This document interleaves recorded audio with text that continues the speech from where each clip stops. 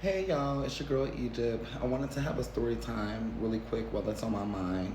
How the enemy will use people that are closest to you and try and destroy you. I lost two very people that were close to me, two very supposed to be important people that are supposed to have your back, wrong, right, and different. And it feels so strange to me. I often question myself a lot as to how could someone very important in your life do it to you. It's very unfortunate. However, I am praying daily to increase um, my strength. A lot of the times I'll sit down and I'll just be thinking to myself, asking God why and how did this happen to me, because it's hard. It really is. 2022, I was released from prison after doing a total of 6 years. Before you get released from prison, they ask you to do, if you're getting released on parole, you are to do a parole plan. And I remember 6 months before I got out, a voice kept telling me to go somewhere else, like right after your release. So I was calling home, and my mom and my family was like, "No, come home first. We miss you. We love you, and then you can leave after that if you like to." I changed my parole plan to another city and back to where I was born and raised about 5 or 6 different times. It was a voice telling me over and over again to leave. Don't go home. Don't go home. The last month of me being incarcerated, I finally had made my mind up to go parole to the city that where my family was. And immediately when I got to home, immediately when I got home after serving 6 years, I felt a vibe. I felt just a bunch of fake shit. I felt immediate family members didn't change. I just felt a sense of jealousy, and it was really hard for me to admit it. I felt envy. I felt it right off the dribble. I just ignored it. I swear, y'all, like I felt it deep down in my spirit. And so, my ex-husband was actually still incarcerated, and I was telling him, I was like, "Baby, like I want to leave still," and he goes, "Okay, we'll leave then." About a month after me getting home, I looked online and I found some weeklies in this new city that I was supposed to parole to. I got enough money together and I paid for a weekly for 2 weeks. I did some job researching and I moved. When I moved, I just felt like God had saved me from so much. I felt the sense of peace, a sense of peace that I hadn't felt in so long, okay? Immediately, God started to open so many doors for me in this new city. I got a brand new car. I got a brand new apartment after living in the weekly for a few months. My job was a wonderful job, amazing. They loved me there. It was just, everything was just so easy, and it felt so rewarding because I was doing things the right way, which I had not been doing before I went to prison. I remember my mom and I talked every morning, and a few months after me being there, she would throw hints about me coming back home.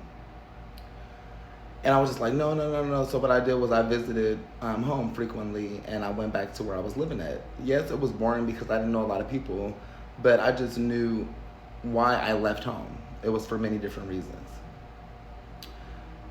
My ex-husband ending up coming home November of 2022, and I had told him over the phone a few months before that I didn't want to continue the relationship because I wanted to see how things would be. It was just something in my spirit that told me not to even pursue that relationship.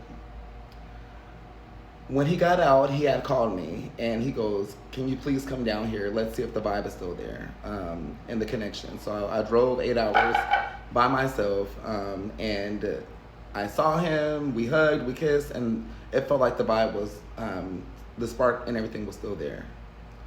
He ended up coming back home with me to where I had moved to.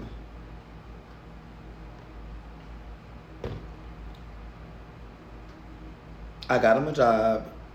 We were doing amazing. It's always better going from one income to two incomes. We took a beautiful trip to the Bahamas. Everything was just moving so good. I noticed immediately within a couple of weeks that we started to argue over small things, and I wanted to tell him so bad to just leave, but I just didn't. We had just gotten married. It was around the time after we got married, excuse me, that I wanted to see if our marriage would work. No one wants to just give up on their marriage, especially being newlyweds.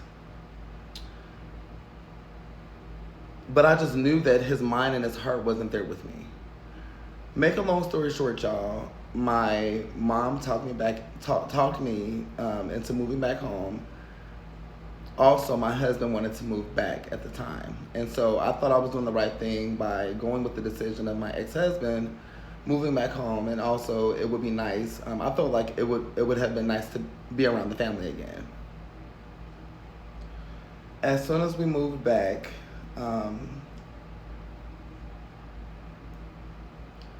almost a couple of weeks later, I just felt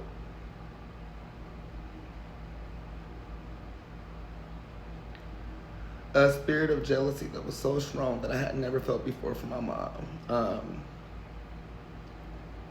I can't even explain it. And I told myself I wasn't gonna get emotional during this video. No one knows how it feels to not have a mom that loves you, that protects you, and that has your back, right or wrong. My mom is the total opposite. My mom did everything in her power to belittle me. My mom has done everything in her power to assassinate my character. My mom has tried to set me up.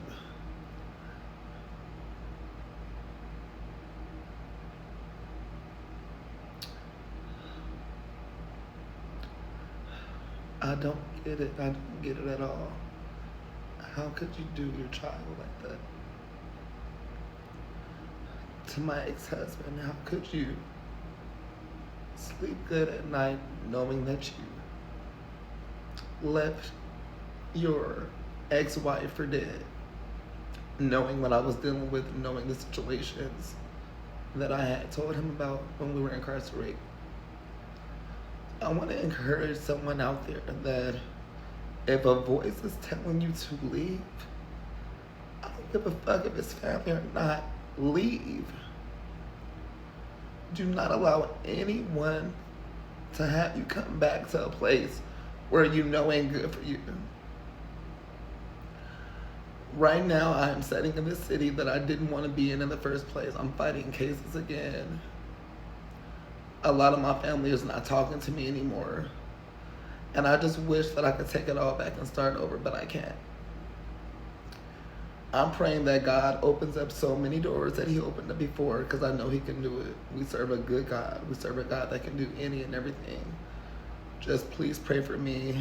I don't know why I even wanted to talk about this again, but I just hope to save someone from a situation that I went through.